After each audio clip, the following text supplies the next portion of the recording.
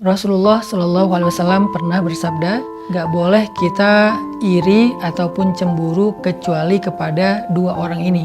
Salah satu di antara dua orang ini adalah orang yang Allah berikan harta yang berlebih, kemudian dia menghabiskan harta itu di jalan Allah Subhanahu Wa Taala. Ini orang yang layak kita cemburui. Bahkan ini termasuk di antara rasa cemburu yang berpahala malah. Jadi artinya kalau misalnya kita cemburu kepada orang kayak gini, kita dapat pahala dari rasa cemburu kita, apalagi kalau kita meniru. Makanya dulu di antara para sahabat miskin pernah ada yang curhat ke Nabi gini, ya Rasulullah, orang kaya itu memborong pahala. Kata Nabi, kaifa dzalik? Gimana maksudnya? Kalau kami sholat, mereka sholat. Kalau kami puasa, mereka puasa. Kalau kami zikir, mereka zikir. Kalau kami baca Quran, mereka baca Quran.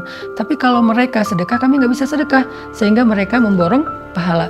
Nabi tersenyum, artinya memang Nabi senang dengan kecemburuan ini. Artinya di antara kita tuh memang harus punya sifat cemburu kepada kebaikan. Bukan kepada kekayaannya, tetapi kepada sedekahnya. Untuk itu, saya pengen terus mengajak teman-teman sekalian, jamaah sekalian, yuk kita jadikan sedekah sebagai hobi kita, sebagai amal istiqomah kita sampai akhir hayat kita.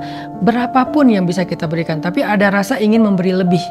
Nah, bagaimana cara biar sedekah ini menjadi pahalanya berlipat ganda, pahalanya bukan hanya seangka yang kita berikan, maka bersedekahlah secara jama'i, secara berkelompok, berjamaah, jangan sendiri.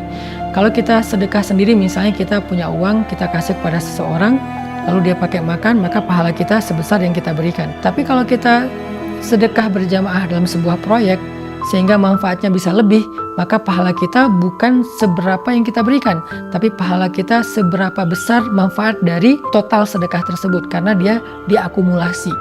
Misalnya kita bangun masjid. Bangun masjid kan nggak mungkin kita bangun sendiri ya, pasti kolektif sama yang lain. Kita ngasih 100.000, kita ngasih 1 juta, sementara untuk bangun masjid butuh sekian M. Sebutlah kayak Masjid Rohilah, kita butuh dana sekitar 4 miliar. Sekarang kita baru selesai 2 miliar, masih setengah lagi. Maka uang kita tuh cuma 1 juta, tapi kebutuhan dananya tuh 4 miliar. Ketika dikolektifkan mencapai angka 4 miliar, insya Allah 4 miliar itu akan menjadi sebuah masjid yang layak, masjid yang luas, masjid yang menampung 1000 jamaah setiap hari, yang di dalamnya dipakai amal soleh mulai dari sholat, ibadah, Quran, ta'lim, ilmu, dakwah, dan banyak lagi kebaikan yang lain. Kita tuh dapat pahala kolektif, teman-teman. Itulah bedanya beramal sendiri dengan beramal berjamaah. Sama kayak sholat sendiri dengan sholat jamaah. Sholat sendiri dapat 1 pahala, sholat jamaah dapat 27 pahala. Begitu juga sedekah. Kalau kita sedekah sendiri, uang kita kasih kepada orang yang membutuhkan, baik, dan kita dapat pahala dari sedekah itu.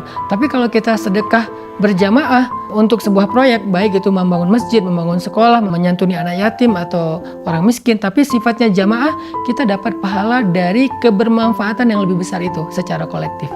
Maka ayo kita sama-sama terlibat dalam proyek langit membangun Masjid Rohilah atau Masjid Pemuda yang ada di pesantren. Semoga dengan sedekah kolektif kita akan mendapatkan akumulasi pahala yang besar dari setiap amal soleh yang dilakukan di Masjid Rohilah. Di Masjid Rohilah itu setiap awal bulan Hijriah kita mengadakan khatam Al-Quran 30 juz dalam sehari, dan juga doa-doa.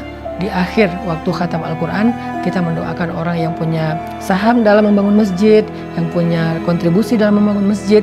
Kita doakan orang-orang tua kita, guru-guru kita, dan kita mengharapkan yang terbaik dari pahala-pahala untuk mereka semuanya.